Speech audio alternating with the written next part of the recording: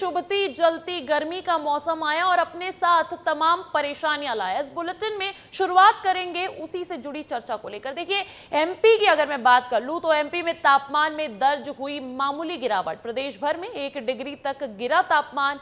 गिरावट के बाद भी गर्मी के तेवर तीखे नजर आ रहे हैं। सबसे ज्यादा तापमान वो दर्ज किया गया है 47.5 डिग्री सेल्सियस निवाड़ी में। और आज ग्वालियर चंबल के कुछ हिस्सों में लू का अलर्ट भी जारी है। गुना, शिवपुरी, अशोकनगर, सागर समेत 19 जिलों में लू का ऑरेंज अलर्ट जारी कर दिया गया है। वहीं भोपाल, विदिशा, रायसेन, राजगढ़ में येलो अलर्ट जारी है। देखिए, लगातार भीषण गर्मी का प्रकोप जारी है और ये जानकारी मध्य प्रदेश के मौसम से जुड़ी हुई मैं आपको दे रही हूं। एमपी में तापमान में दर्ज हुई है मामूली गिरावट।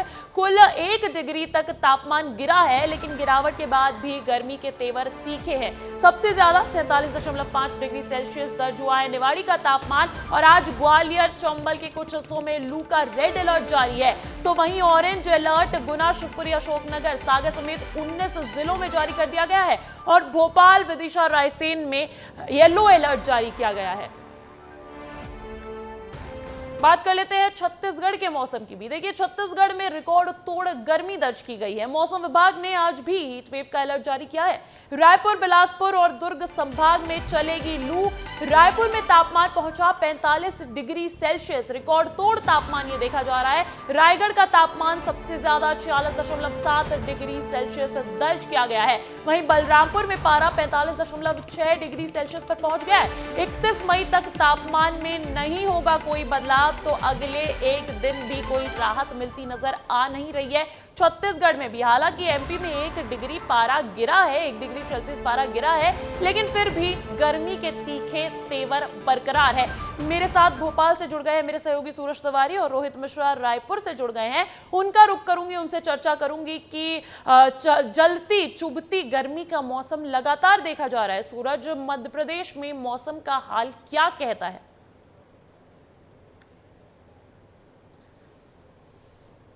अंजलि, निश्चित तौर पर गर्मी के जो तीखे तेवर हैं वो कम होने का नाम नहीं ले रहे हैं। केवल और केवल अगर कल की बात की जाए, क्योंकि अभी तक मौसम विभाग ने जो आंकड़ा जारी किया है, कल का किया है, तो उसमें केवल 1 डिग्री सेल्सियस तापमान में गिरावट देखी गई है। सबसे ज्यादा गर्म अगर मध्य प्रदेश की बात करें तो निवाड़ी जिला है। निवाड़ी जिले का पृथ्वीपुर, जहां पर 47.5 डिग्री टेम्परेचर नोट किया गया है। इससे पहले वहां 48.5 डिग्री तक जो तापमान का पारा है वो पहुंच गया था। आज नौतपे का 6वां दिन भी है, इसलिए लगातार हीट वेव भी चल रही है। यानी कहीं ना कहीं गर्मी से जो है लोगों को अभी राहत मिलती हुई नजर नहीं आ रही। मौसम विभाग का यह कहना है कि अभी मई के जो आज और कल मिलाकर जो 2 दिन बचे हैं उसमें अभी लगातार गर्मी बढ़ेगी ही। यानी और लू का अलर्ट जारी है, लू का अलर्ट जारी है सूरज मध्य प्रदेश में अभी भी। मैं छत्तीसगढ़ के मौसम का हाल भी जानूंगी। रोहित मेरे साथ जुड़े हुए हैं, मौसम वैज्ञानिक के साथ आप हैं, उनसे जानिए जरा छत्तीसगढ़ का मौसम क्या कहता है।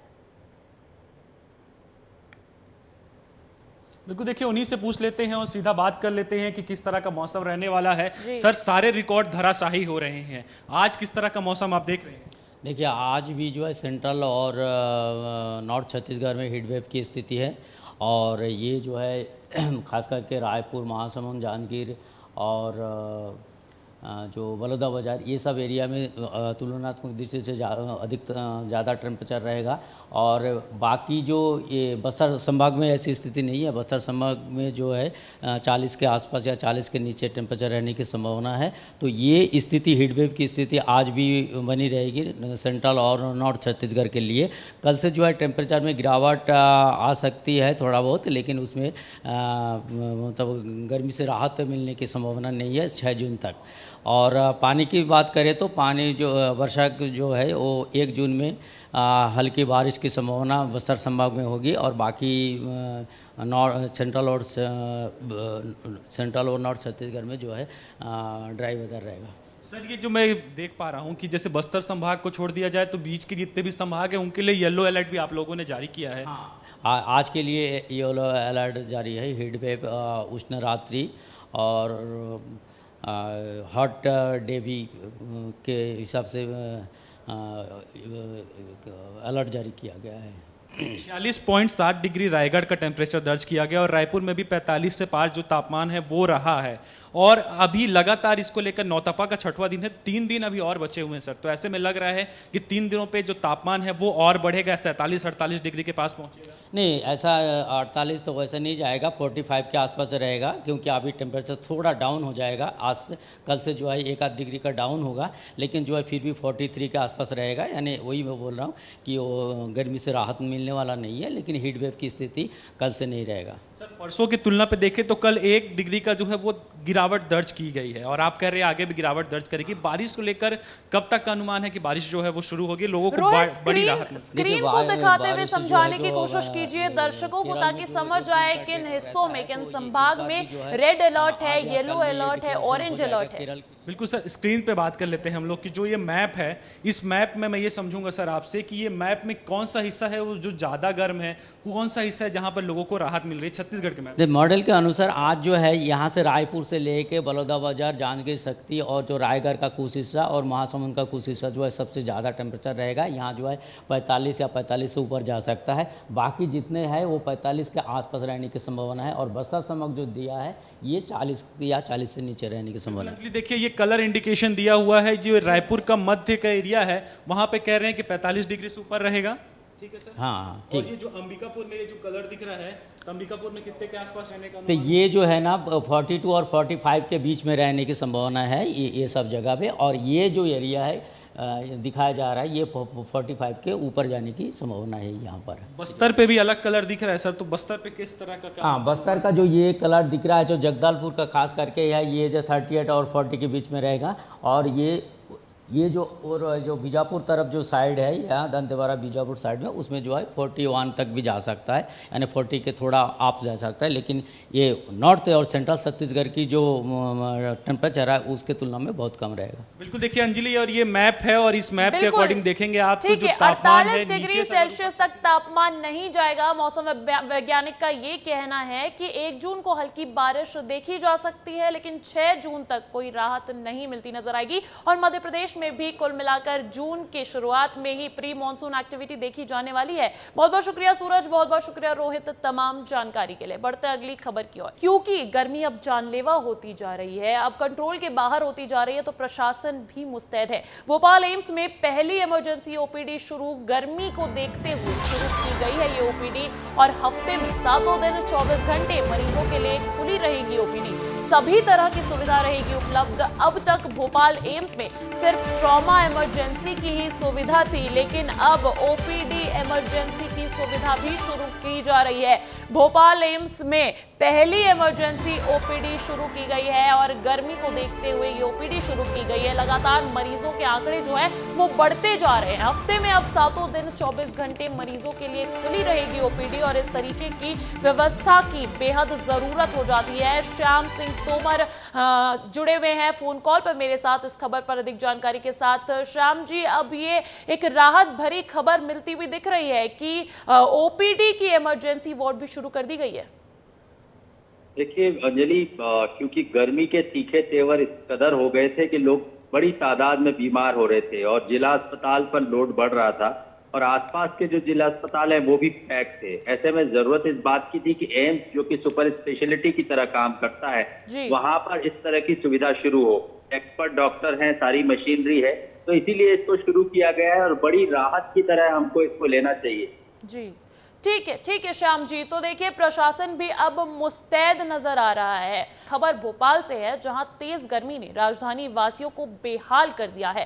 रोज हो रही बिजली कटौती से राजधानी का हाल बुरा है। गर्मी की वजह से ही फिलहाल मध्य क्षेत्र विद्युत मंडल कंपनी ने मेंटेनेंस का काम टाल दिया है, यानी आज राजधानी में कहीं भी शटडाउन नहीं रहेगा। देखिए हम बात कर रहे हैं चुभती जलती गर्मी की और उससे बढ़ रही परेशानियों की। उसमें बिजली कटौती एक बहुत बड़ी परेशानी देखी जा रही है। आम जनता के बीच लगातार बिजली कटौती देखी जा रही है भोपाल के तमाम जगहों पे और मेंटेनेंस का हवाला देकर ये बिजली कटौती की जाती है। लेकिन ये जो खबर मिल रही है, तेज गर्मी ने राजधानी वासियों को बेहाल कर दिया है और रोज हो रही बिजली कटौती से राजधानी का हाल बुरा है। और गर्मी की वजह से ही फिलहाल मध्य क्षेत्र विद्युत मंडल कंपनी ने मेंटेनेंस का काम टाल दिया है, यानी कि आज राजधानी में कहीं भी शटडाउन नहीं रहेगा।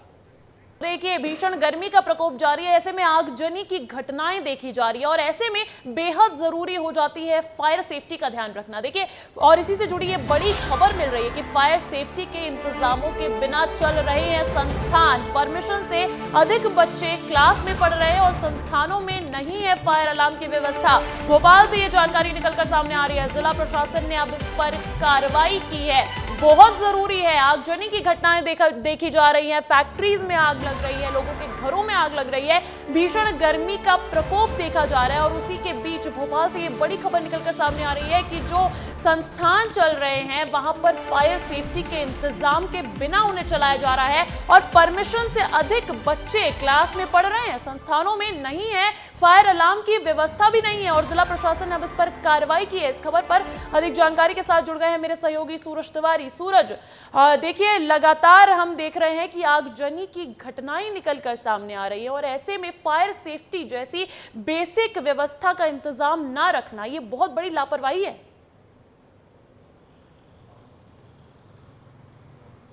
जी देखिए, निश्चित तौर पर लापरवाही तो है। उसका कारण ये है कि अगर कहीं भी आग की घटना सामने आती है तो अगर फायर सेफ्टी के इंतजाम नहीं है तो सीधे सीधे ये बच्चों के जान से खिलवाड़ है। जिला प्रशासन की टीमें लगातार कार्रवाई कर रही हैं और जब कार्रवाई करने मौके पर पहुंची तो कहीं ना कहीं कई कोचिंग संस्थान अंजलि ऐसे थे जहां पर या तो फायर अलार्म नहीं था या तो फिर सेफ्टी के वो इंतजाम नहीं थे जो मौजूदा इंतजाम होने चाहिए। ऐसे में जिला प्रशासन की जो टीमें थी उन कोचिंग संस्थानों को हिदायत दी है कि जल्दी से जल्दी इंतजाम कीजिए, नहीं तो कार्रवाई के लिए तैयार रहिए।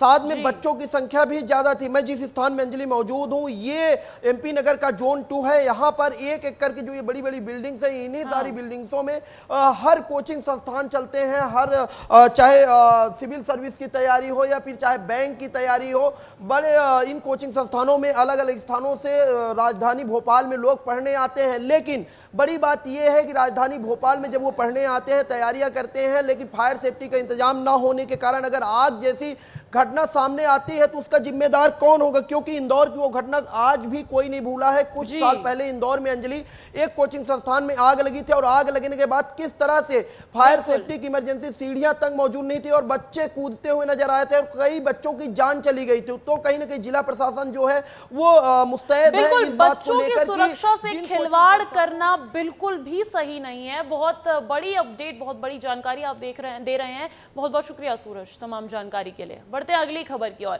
देखिए पीएम नरेंद्र मोदी लोकसभा चुनाव के आखिरी फेज की वोटिंग से पहले कन्याकुमारी जाएंगे। पीएम मोदी यहां रॉक मेमोरियल की उसी शिला पर ध्यान लगाएंगे जहां स्वामी विवेकानंद ने ध्यान लगाया था। लोकसभा चुनाव के 7वें और अंतिम चरण में 57 लोकसभा सीटों के लिए 1 जून को मतदान होना है और इन सीटों के लिए चुनाव प्रचार 30 मई यानी कि आज शाम 5 बजे थम जाएगा।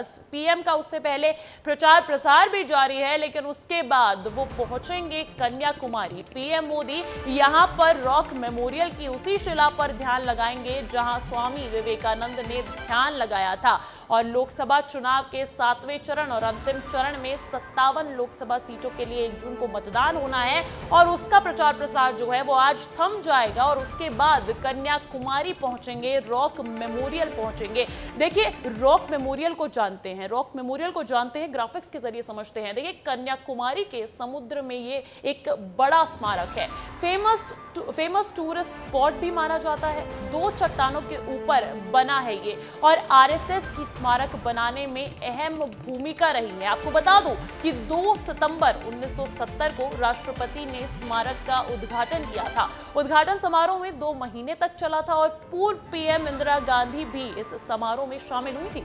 स्मारक का प्रवेश द्वार अजंता और एलोरा गुफा मंदिरों की तरह ही है और इसका मंडपम श्री रामकृष्ण मंदिर की तरह। ये खासियत रॉक मेमोरियल की हमने आपको बताई। रॉक मेमोरियल जहां पर आज पीएम मोदी पहुंचेंगे, ध्यान लगाएंगे। कन्याकुमारी के समुद्र में ये स्मारक है और बेहद फेमस टूरिस्ट स्पॉट भी है। 2 चट्टानों के ऊपर बना है और ये जानकारी भी आपको दे देती हूँ कि आरएसएस की स्मारक बनाने में अहम भूमिका है।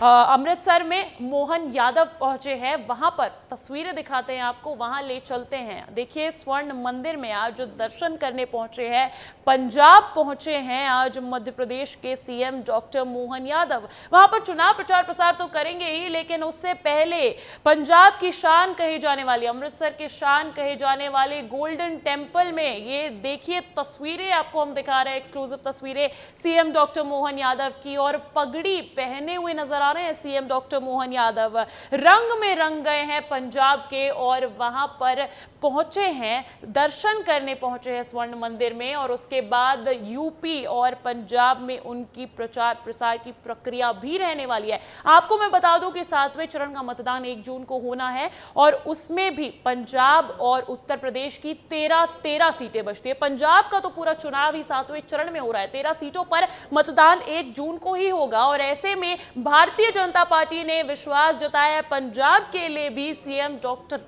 मोहन यादव पर। और उससे पहले प्रचार प्रसार शुरू करने से पहले वो अमृतसर के गोल्डन टेम्पल में पहुंचे हैं। विस्तार न्यूज आपको एक्सक्लूसिव तस्वीरें दिखा रहे हैं। ये गोल्डन टेम्पल का प्रांगण है जहां पर सीएम डॉक्टर मोहन यादव पहुंचे हैं, और सिख संस्कृति में रंगे नजर आ रहे हैं, पगड़ी पहने हुए नजर आ रहे हैं। और सीएम डॉक्टर मोहन यादव वहां पर स्वर्ण मंदिर में दर्शन करने के लिए पहुंचे हैं। लोगों की भीड़ भी है, कोई खास व्यवस्था नहीं, वीआईपी ट्रीटमेंट नहीं, बेहद आम तरीके से, आम भक्त की तरह, आम श्रद्धालु की तरह सीएम डॉक्टर मोहन यादव अमृतसर के गोल्डन टेम्पल में पहुंचे हैं। तस्वीरें देखिए आप, उनके साथ और भी नेतागण नजर आ रहे हैं भारतीय जनता पार्टी के। और वहां की खूबसूरती को देखते हुए सीएम डॉक्टर मोहन यादव की ये तस्वीरें, ये एक्सक्लूसिव तस्वीरें विस्तार न्यूज आपको दिखा रहा है। मैं बता दूं कि पंजाब में एक चरण के तहत 13 की 13 सीटों पर मतदान होना है, और उसी सिलसिले में आज प्रचार करने वाले हैं सीएम डॉक्टर मोहन यादव। उसके बाद उत्तर प्रदेश भी जाएंगे, उत्तर प्रदेश में भी प्रचार प्रसार करेंगे, 13 सीटें वहां की भी बचती है। और एक चरण का, 7वें चरण का मतदान बचा है। उससे पहले आज प्रचार प्रसार की प्रक्रिया भी थम जाएगी। 30 मई यानी कि आज अंतिम तारीख है प्रचार प्रसार का, और उसमें भी मतदान जो है वो 13 सीटों पर होना है। पंजाब की 13 सीटों पर होना है, उत्तर प्रदेश की बची हुई 13 सीटों पर होना है। प्रचार प्रसार तो कर ही रहे हैं, लेकिन उसमें भी कोई मौका नहीं छोड़ते हैं सीएम डॉक्टर मोहन यादव जिस राज्य में जाते हैं उसकी संस्कृति को जानने का, उसकी संस्कृति को देखने का। और ये तस्वीरें जो हम आपको दिखा रहे हैं, विस्तार न्यूज आपको एक्सक्लूसिव तस्वीरें दिखा रहा है, पंजाब के अमृतसर की शान कही जाने वाले स्वर्ण मंदिर की ये तस्वीरें हैं। गोल्डन टेम्पल बेहद आकर्षक टूरिस्ट स्पॉट भी माना जाता है, और सिख समुदाय के बीच एक अहम स्थान रखता है स्वर्ण मंदिर। और वहीं पहुंचे हैं सीएम डॉक्टर मोहन यादव। देखिए ये तस्वीरें, एक्सक्लूसिव तस्वीरें, और वो भी विशेष अवतार में नजर आ रहे हैं। अलग अलग ही सिख संस्कृति की इज्जत करते हुए सीएम डॉक्टर मोहन यादव उसी पोशाक में वहां पहुंचे हैं। स्वर्ण मंदिर की ये एक्सक्लूसिव तस्वीरें हम आपको दिखा रहे हैं।